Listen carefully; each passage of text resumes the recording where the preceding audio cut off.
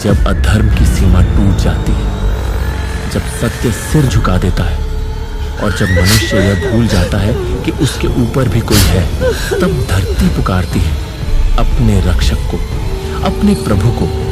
तब अवतरण होता है उस देव का जिसके चरणों की आहट से स्वयं समय भी कांप उठता है। युगों से चलती आई है एक आशा, वह अंतिम युग जब धर्म और अधर्म के बीच होगा अंतिम महासंग्राम, जहां कलयुग का संहार होगा और सृष्टि का नवजीवन आरंभ।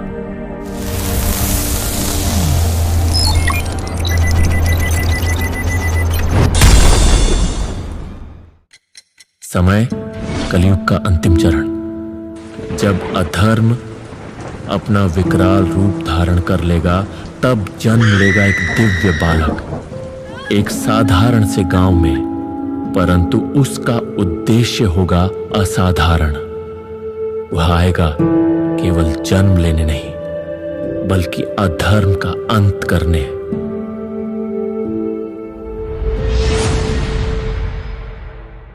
समय 16 वर्ष पश्चात, जब भगवान कल के 16 वर्ष के होंगे, तब स्वयं परशुराम जी उनके सम्मुख आएंगे। भगवान विष्णु के छठे अवतार, जो सप्त चिरंजीवियों में से एक है, जिनके हाथों में काल के शस्त्र है और जिनके मुख से निकलती है अमर ज्ञान की वाणी। कहा जाता है भगवान कल्कि को शास्त्र और शस्त्र की शिक्षा देने के योग्य पूरे ब्रह्मांड में केवल एक ही गुरु थे, स्वयं परशुराम। परशुराम उन्हें प्रदान करेंगे दिव्य ज्ञान, धनुर्विद्या की गहराई, तलवार की तीव्रता और ब्रह्मास्त्र व पाशुपतास्त्र जैसे महादिव्य अस्त्रों की साक्षात विधि। वे सिखाएंगे शक्ति का सदुपयोग कैसे हो, नीति के तत्व क्या हो और न्याय के लिए समर्पण कैसे किया जाए।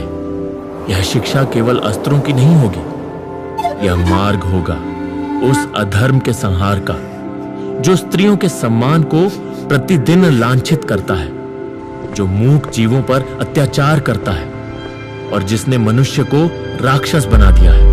और उसी अधर्म का नाम है कली, एक ऐसा नाम जो केवल पाप का प्रतीक नहीं, बल्कि कलियुग के हर छल, हर अन्याय, हर अंधकार का सजीव स्वरूप है।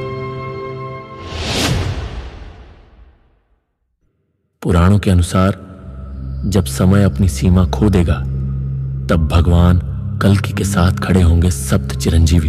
प्रथम चिरंजीवी अश्वत्थामा, महाभारत का अमर योद्धा, जिसकी आंखों में होगा शापित क्रोध और जिसके शरीर में अमृता का भार होगा, तो वही बनेगा धर्म का एक अप्रत्याशित शस्त्र। द्वितीय राजा बलि, दैत्य होते हुए भी दान का प्रतिमान, जिसे वामन रूपी विष्णु ने पाताल भेजा, परंतु वह वहां भी धर्म का दीप जलाता रहा। वह लौटेगा और कल्कि के साथ खड़ा होगा धर्म के लिए।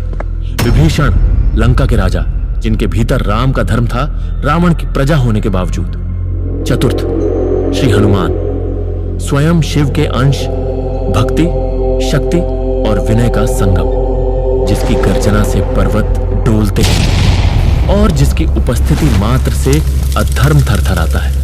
पंचम कृपाचार्य, महाभारत के अमर गुरु, जिनका ज्ञान आज भी समय की सीमाओं से परे है। षष्ठ भगवान परशुराम, विष्णु के छठे अवतार, जिनकी फरसा से सहस्रों बार पृथ्वी पवित्र हुई।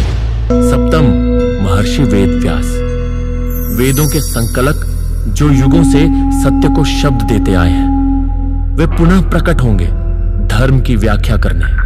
यही है सप्त चिरंजीवी, जो खड़े होंगे कल्कि के साथ और मिलकर रचेंगे वह धर्म युद्ध, जिसमें पराजित होगा अधर्म स्वयं। जहां प्रकाश होता है, वहीं अंधकार भी जन्म लेता है, और उस अंधकार का नाम है कली, नरक की गहराई से जन्मा हुआ राक्षस, जो किसी देव या ऋषि से नहीं, बल्कि मनुष्य के पापों से उत्पन्न हुआ। लोभ से, हिंसा से, मोह, अहंकार, वासना और छल से। और वह अकेला नहीं है, उसके साथ होंगे उसके दो सेनापति, बृकासुर और उसके पुत्र कोक और विकोक। आप जानते होंगे शकुनी को, महाभारत का वह षड्यंत्रकारी जिसने द्रौपदी का चीरहरण करवाया और धर्म को जुए में बेच दिया। परंतु क्या आप जानते हो, शकुनी के दो पुत्र भी थे। एक उलूक जो युद्ध में मारा गया, पर दूसरा बृकासुर अपनी कुटिलता में पिता शकुनी से भी आगे। उसके दो पुत्र कोक और विकोक पाताल में जन्मे ऐसे असुर जिन्होंने सहस्त्र वर्षों तक तपस्या की और ब्रह्मा जी से पाया एक वरदान, इनमें से कोई भी मारा नहीं जा सकता, क्योंकि यदि एक जीवित है तो वह दूसरे को अपनी केवल दृष्टि मात्र से पुनर्जीवित कर सकता है।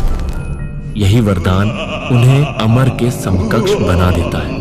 कली के पास होंगे ये अमर राक्षस और एक असंख्य राक्षसी सेना, जो न केवल धरती पर बल्कि मनुष्य के भीतर के अंधकार, लालच, द्वेष, छल, वासना, घृणा से जन्मी है। जब ये अंधकार चारों दिशाओं में फैल जाएगा, जब पाप और हिंसा धर्म को दबा देगा, तब वे प्रकट होंगे, न मंत्रों से न वेदों से, बल्कि स्वयं श्री हरि घोड़े पर आरूढ़ होकर अपनी तलवार के साथ भगवान कल्कि के रूप में।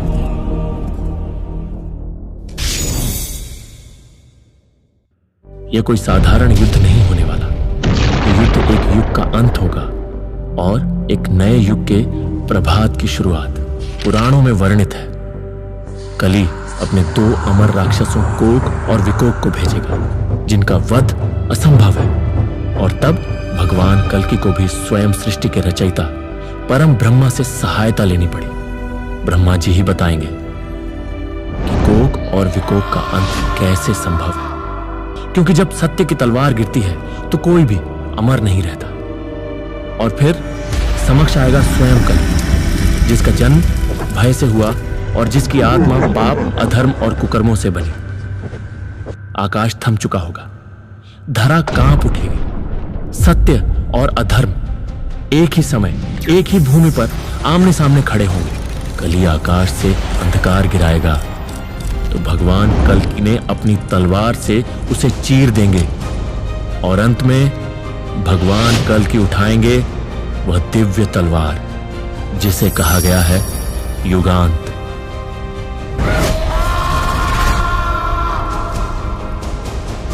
एक ही प्रहार होगा और अधर्म का काल समाप्त हो जाएगा। कली की चीख युगों तक सुनाई देगी। फिर सारा ब्रह्मांड मौन हो जाएगा। वह युद्ध सिर्फ राक्षसों का अंत नहीं होगा, वह युद्ध मानवता का पुनर्जन्म होगा। सत्य की महाविजय होगी और वही होगा कलियुग का संहार। पुराणों में वर्णित है कि श्री हरि कल्कि का विवाह होगा देवी पद्मा से, जो स्वयं मां लक्ष्मी का स्वरूप होंगी। यह विवाह केवल दो आत्माओं का संगम नहीं होगा, यह होगा सृष्टि और सनातन धर्म के पुनर्मिलन का शुभ क्षण। जब भगवान कल्कि देवी पद्मा का हाथ थामेंगे, तब धरा पर पुनः शांति की वर्षा होगी और धर्म पुनः अपने सिंहासन पर विराजमान होगा। और फिर आरंभ होगा एक नया युग, न कोई छल, न कोई पाप, केवल प्रेम, धर्म और प्रकाश की ध्वनि। यही होगा सत्य युग का पुनर्जन्म। स्मरण रहे, कल्कि अवश्य आएंगे। जब जब मानव अधर्म के समक्ष मौन रहेगा, मनुष्य का पाप, हर चुप्पी उनकी तलवार के प्रकट होने का कारण बनेगी। दोस्तों, अब आपकी बारी है। इस पौराणिक कथा के बारे में आपका क्या विचार है? क्या आप मानते हैं जब अधर्म अपनी सीमा लांघता है तो स्वयं ईश्वर को अवतार लेना पड़ता है?